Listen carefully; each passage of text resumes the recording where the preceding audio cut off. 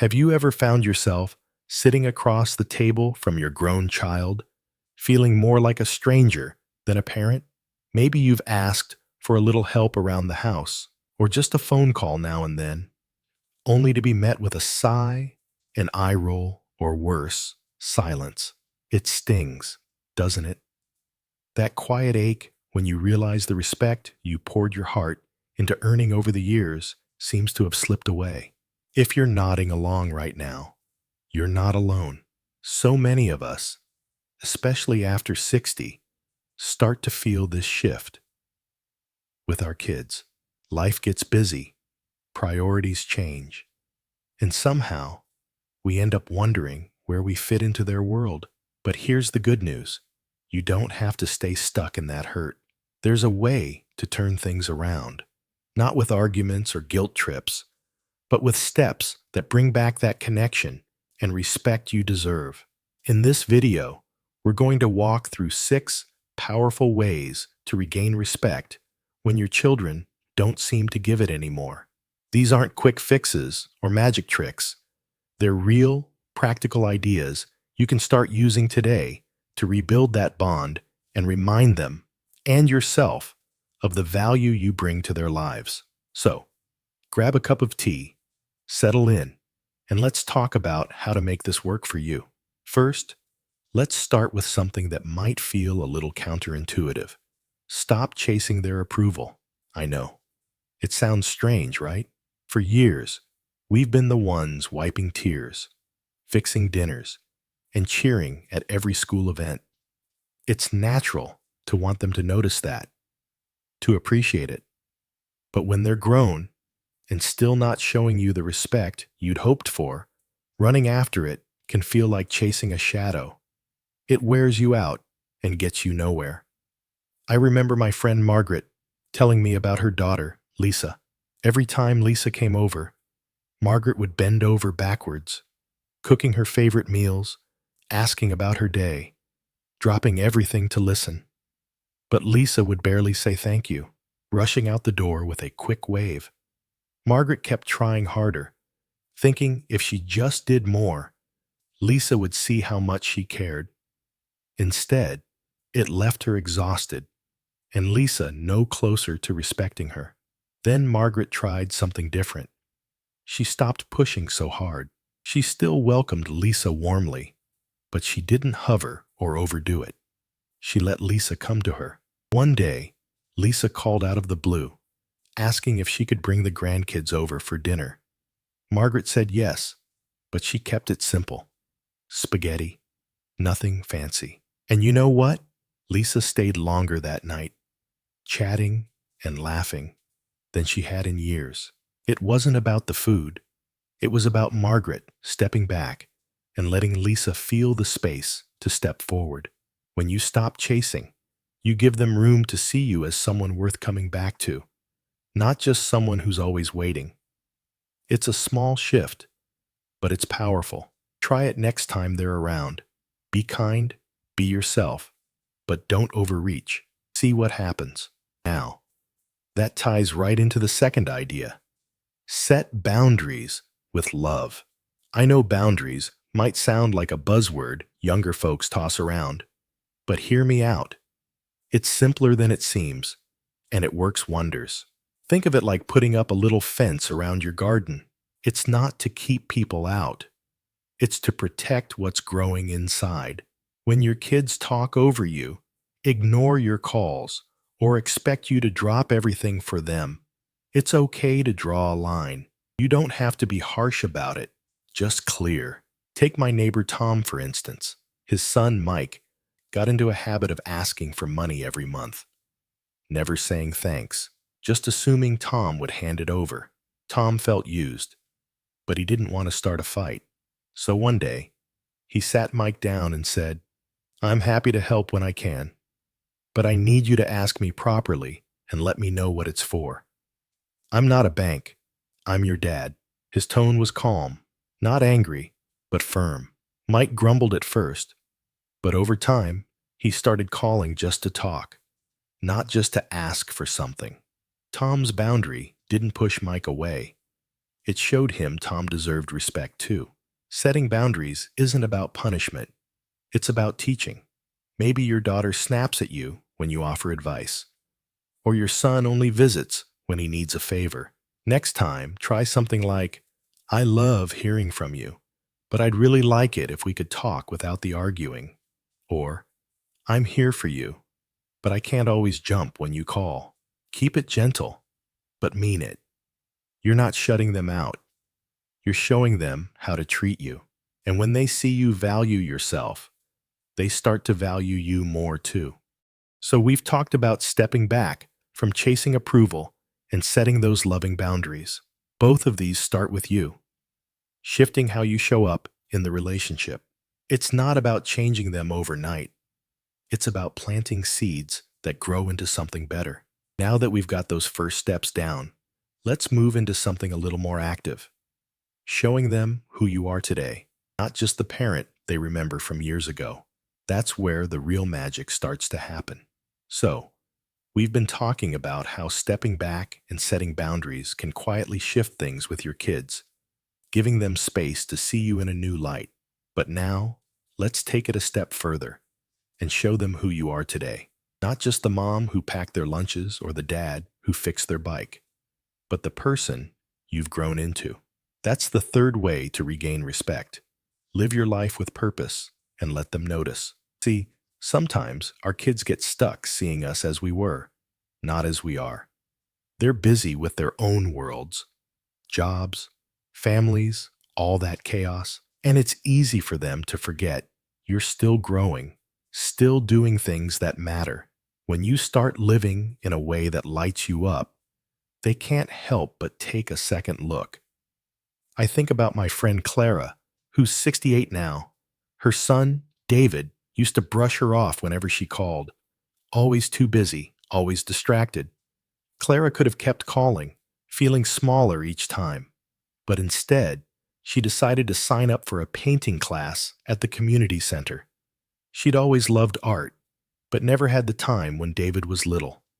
At first, she didn't even tell him. She just went, made some friends, and started bringing home these beautiful little canvases. One day, David stopped by, unannounced, and saw her latest painting on the kitchen table, a bright landscape with rolling hills. He was stunned. "Mom, you did this?" he asked, and for the first time in ages, they sat down and really talked. He even asked if she'd teach his daughter to paint someday. Clara didn't nag him into that moment. She just lived her life. And he noticed. Now, he calls more often, not out of guilt, but because he's curious about what she's up to. You don't have to be an artist for this to work. Maybe you've always wanted to volunteer at the library, take a gardening course, or even join a walking group. The point is to do something that's yours, something that makes you feel alive.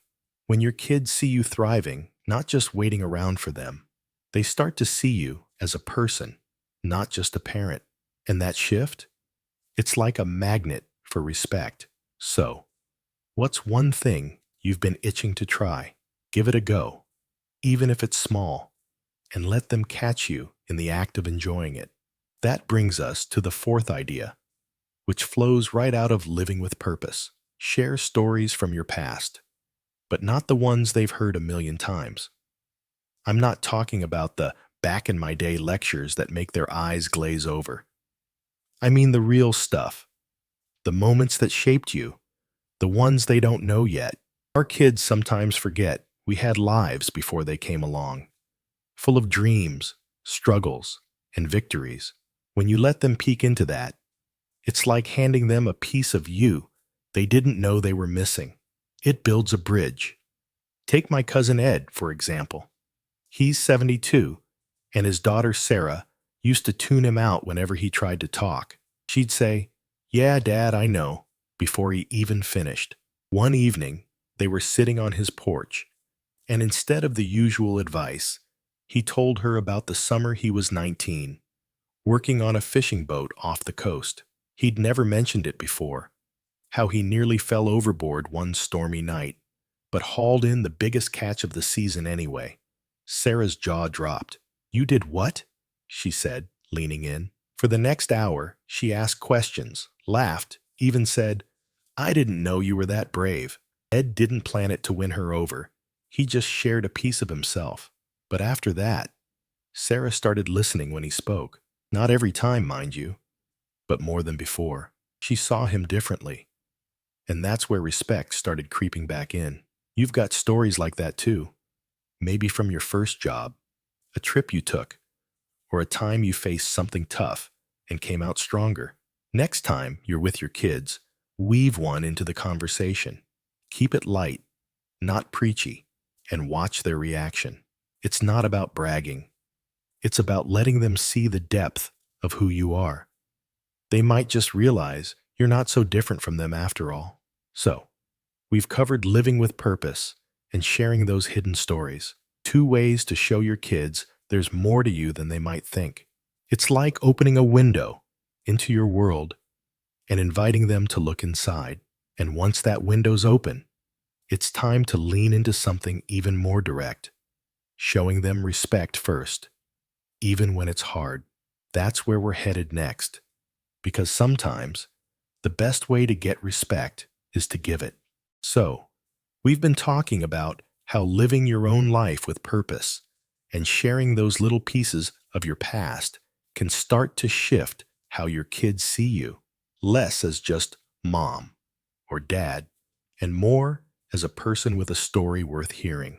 Now, let's take it a step further with the 5th way to regain respect. Show them respect first, even when it's tough. I know what you might be thinking. Why should I be the one bending when they're the ones brushing me off? It's a fair question. But here's the thing. Respect isn't just something you demand. It's something you model. When you treat them with the kind of consideration you're craving, it's like holding up a mirror. They start to see how it's done, and slowly, they might just reflect it back. I saw this play out with my friend Dorothy, who's 65. Her son, Brian, had a habit of showing up late whenever they made plans, sometimes an hour, sometimes more, with barely an apology. It drove her up the wall, and she'd snap at him, which only made things worse. They'd end up bickering, and he'd leave early, both of them frustrated. One day, Dorothy decided to try something different. Brian was late again for lunch, but instead of laying into him, she took a deep breath and said, "I'm glad you made it. I know you've got a lot going on." She didn't ignore it. She still mentioned later that she'd appreciate a heads up next time, but she started with kindness. Brian blinked, caught off guard, and actually apologized. Over the next few months, he started showing up closer to on time, and their talks got easier. Dorothy didn't fix him. She showed him what respect looked like, and he followed her lead. It's not about letting them walk all over you. Remember those boundaries we talked about earlier, but about meeting them where they are. Maybe your daughter's always on her phone when you're together, or your son forgets to check in. Next time, try something small. Ask about their day with real curiosity, or thank them for something they've done, even if it's tiny. "I really appreciated you taking out the trash last time you were here." Might sound simple, but it's a seed. You're showing them you see their effort, and that can soften the ground between you. It's not instant, but it builds. When they feel respected, they're more likely to give it back. Not always right away, but more than if you just waited for them to figure it out. That flows right into the 6th way, which is all about consistency. Stick with it, even when it feels like nothing's changing. This one's the hardest, I'll admit, because we want results fast. You try stepping back, setting boundaries, living your life, sharing stories, showing respect, and maybe they still don't call, or they snap at you anyway. It's tempting to throw your hands up and say, "What's the point?" But respect isn't a light switch. It's more like tending a garden. You water it, pull the weeds, and wait for the blooms. Some days, you'll see a bud. Other days, it's just dirt. The key is to keep going. Think about my neighbor Helen. Her daughter, Kate, went through a rough patch. Divorce, new job, Barely any time for Helen. For years, Kate barely acknowledged her, and Helen felt invisible. But Helen didn't give up. She'd send a little text now and then. Saw a flower today that reminded me of you. Not expecting much back. She kept her own life full, volunteering at the animal shelter. And when Kate did pop by, Helen welcomed her without a lecture. It took time. 2 years, actually. But one Christmas, Kate showed up with a homemade pie and said, "I've missed this." Now they talk every week. Helen didn't force it. She stayed steady, and Kate came around when she was ready. That's what consistency does. It shows them you're not going anywhere, but you're also not begging for their attention. Keep living these steps. Don't chase. Set boundaries.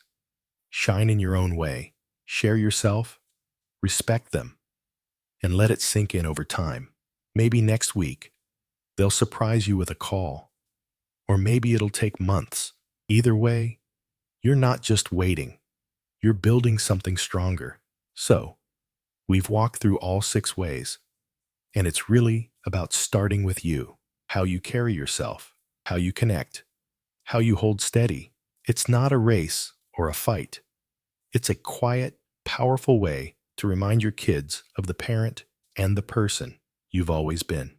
Here's to taking those steps and seeing where they lead, because you deserve that respect. And deep down, they know it too. If this resonated with you, drop a comment below and tell me what you've tried with your kids or what you're going to try next. Hit that like button if you found this helpful, and subscribe for more ideas to live your best life at any age. Here's to you, and to rebuilding those bonds, one steady step at a time.